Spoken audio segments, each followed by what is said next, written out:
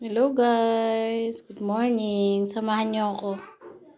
Gagawa ako ng lumpiang Shanghai. Yung sa akin, ayan. So, gagawa muna ako ng wrapper. Kasi dito sa Nepal guys, sa ngayon ha, ewan ko lang kung meron talaga o wala. Wala kaming mahanapan ng wrapper. Kaming mga mamshi, kaming mga nandito sa Chitwan. So, walang wrapper. So, mga mamshi, gumawa ng paraan para makagawa ng wrapper. So, ito. Ako naman, gagawa ko ng wrapper ko kasi yung last birthday ni Ate Judy, hindi ako nakapunta. So, nag-crave ako sa, Shanghai. Yan. Pero yung sa akin, lumpiang Shanghai, ba tawag dun? Kung ano tawag dun eh. Basta yun na yun.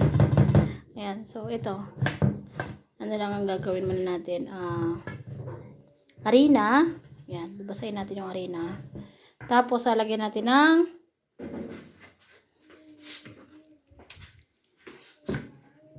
konting mantika. Yan, konti lang. Mantika at saka asin.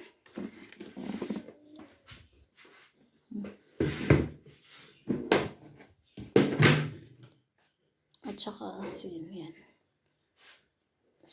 Para yung wrapper mismo, may lasa naman. Yan, asin. So,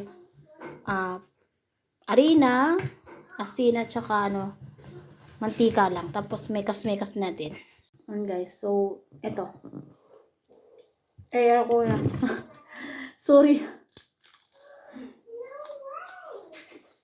Tira-tira ng anak ko. Alam nga naman. Alam nyo naman tayo mga nanay. Tira-tira ng mga anak. Pinakain natin. Ano ito siya? Actually, nakagawa na ako kanina. So, yung ginagawa ko na yun, second batch. Kasi, bumili ako ng manok.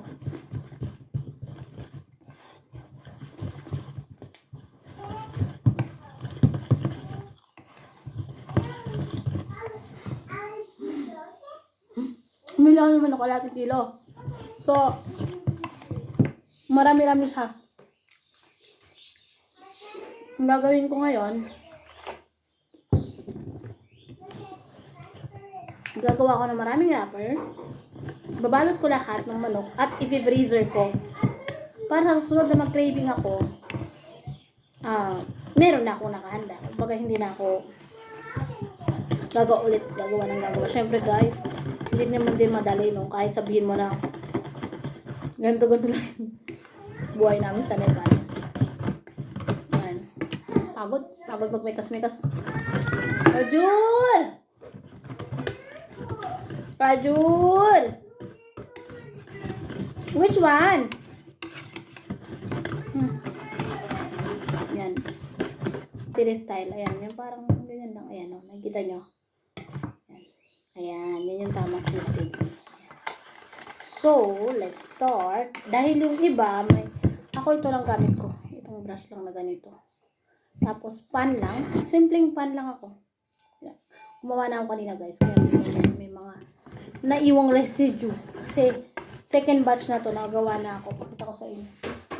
Okay guys, let's start. Huwag nyo na pansinin yung mga yan. Kasi kanina, gumawa na nga ako. Sabi ko sa inyo, diba? So, ayan yung natira kanina ng mga residue nila.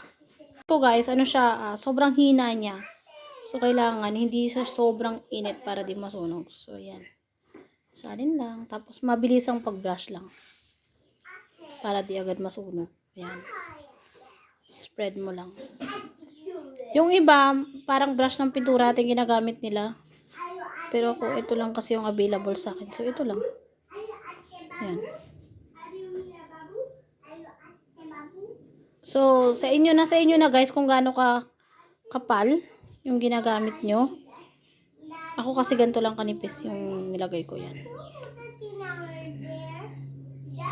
Pagpasensyahan nyo na po, hindi pa professional ang gumagawa. Try kasi nag-aaral pa lang. Ayan, so ngayon, hayaan nyo lang siya ng ganyan. Pag tumuklap yung gilid niyan, yan na yun guys. Tutorial. Tutorial. Syempre kung mayroon tayong pwedeng i-share na natin guys. kahit na ang totoo niyan, kakaano ko lang din naman ito. Kumbaga, bago ko lang din siya nalaman. Yan. Tuyo na siya yan. Pwede na siyang tanggalin. Pero yung sa baba, medyo basa pa. So, wait.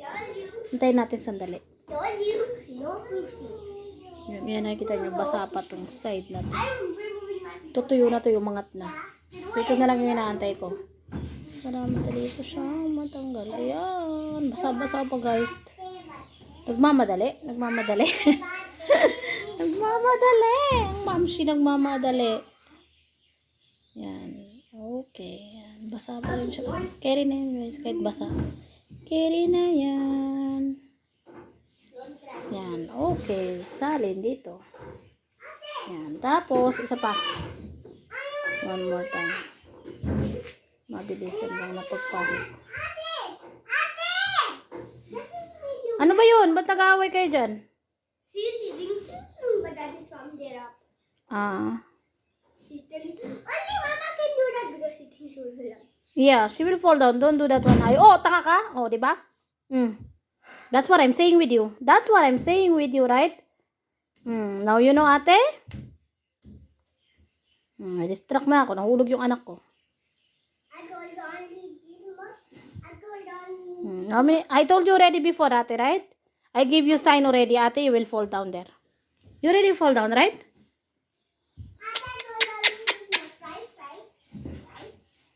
Hi guys! Ayun, ito na po. Nakagawa na ako. Medyo marami na. Ayan, dami-dami na rin ang nagawa ko. Ayan na siya, guys. At yung mga baby ko. Ayan. So, ito na yung nagawa kong wrapper. Ito yung manok ko. Ito na guys, yung ginagawa ko. Patapos na ako eh. Ito. Nanood ko siya na showtime. Tapos ito yung manok ko. Ayan. So, patapos na ako guys. Hindi na lang to guys. Patapos na ako. Hindi na lang din yung manok ko. Ayan. Simple lang naman yung ginagawa ko. Ang gagawin ko dito, ipi-freezer ko siya. Para sa susunod, pag gusto kong kumain, ipiprito ko na lang. Sayang, naisip ko, nasa Pinas ako, mag-business ako. Business baga, ng ganito baga. Kasi baga, ganito, pag may ganito kang alam na, pwede mo na itong gawin sa business sa Pinas, diba? Naisip ko lang, kasi yung nanay ko rin eh. Sabi sa akin ng nanay ko kanina, sabi niya sa akin, kausap ko siya, sabi niya sa akin kanina, uy, sayang yung mga ganyan, kung dito mo gagawin sa Pinas yan. Habang kumakain ka, kumikita ka din kasi pwede mo ibenta-benta. True lalo naman kasi yung nanay ko, ano siya guys, para siyang business-minded ba siya? Lahat ng bagay kung kaya niyang ibenta niya. Baga kaya niyang gumawa ng paraan, hindi siya magugutom kahit saan siya mapunta. Ganun siyang klaseng tao. Siguro yun din yung naman ako sa kanya na diskarte ba sa buhay, kahit kung ano yung kaya mo itinda mo. Kaya minsan naisip ko din umuwi ng Pinas na. Soon, inshallah. Sana. Tignan natin. Ayan. Ayan na siya guys. Yung pinampahid ko sa kanya, itlog. Hindi tubig. Para mas makapit. Hindi siya yung mag-iwahiwalay. Kaya makapal talaga yung nilalagay ko guys sa manok. Kasi gusto ko yung malasang malasa. Yung manok na manok. Tsaka kalahating kilo naman. Ay, kalahating kilo itong binili ko, guys. Ayan. Sarap. Putol-putol ko ng maliliit. Yung iba naman, inano ko lang siya. Normal lang na lang. Pero, nakakatuwa talaga. Ajul! Now. Then brush, no problem. Anytime you want to brush your teeth, brush your teeth. That's what makes so much and I became lazy. Ano? Hindi ko naintindihan ano? Yes, I'm sitting I'm sitting there and Mira pushing me and we are telling the weeds in the broom. Now I should be the size stuff. Wala ko naintindihan sa pinagsasabi ng anak ko. Wash. Hindi ko naintindihan. Ang dami niyang kinuwento. Wala ko naintindihan guys.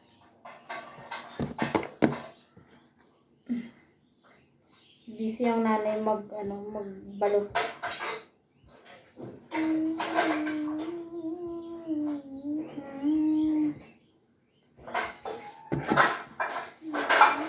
Lutuin ko na lang ito as ulam kasi wala na akong wrapper.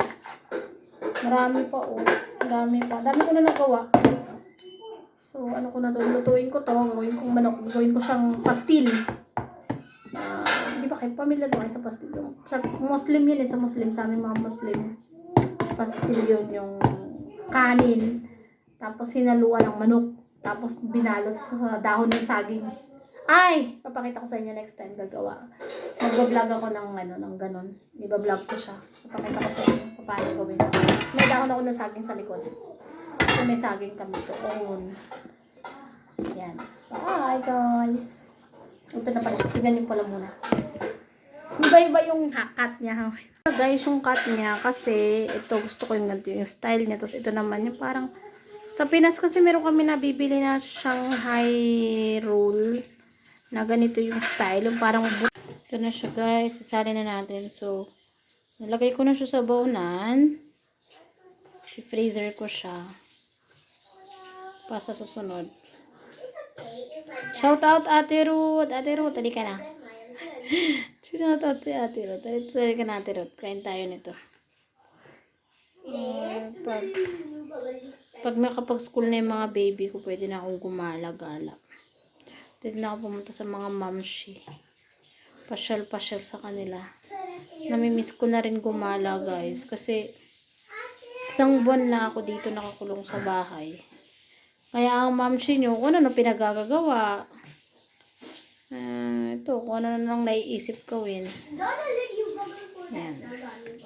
Yan yun na yung dumi ng paligid ko. Ganyan talaga ang kitchen, guys. Normal yan. Ang dami din, oh. Diyos, ang dami din, oh, diba? So, pag gusto kong kumain, mga baby ko, may pang snacks na ako sa kanila. Hindi ko na kailangan mag-isip na, ay, walang kakainin yung mga baby ko. Alam nyo, guys, pwede rin itong pang baon, actually, ah. In fairness, tama. Kasi, feeling ko, dahil nga freezer siya sa umaga, pagka yung mga anak natin, ayan, ready lang, ready to make. Can you show me? Can you show me? Wow, your teeth is shiny. I want to eat grapes. But you just brush your teeth. Mama, we brush our teeth. Okay? Not yet 1 week when you eat chow chow. You should not eat everyday chow chow. It's very bad to your liver. Yeah. Ito na po siya, ang aking ginawang Shanghai roll. Ayan. Ayan. Ayan. Hinati ko siya ng maliliit, tapos medyo fatty-fatty, para maraming lamang manok. Maraming lamang manok. Ayan, lulutuin namin siya ng aking Unica. My lovely Unica. Ito, kusina nila to eh. Kusina nila Unica to. Yan. Ang aming chef. Say hi! I don't think so. I think masasarap pa naman sila. Mahilig naman sila sa manok eh. Yan. I think the fire is quite very low.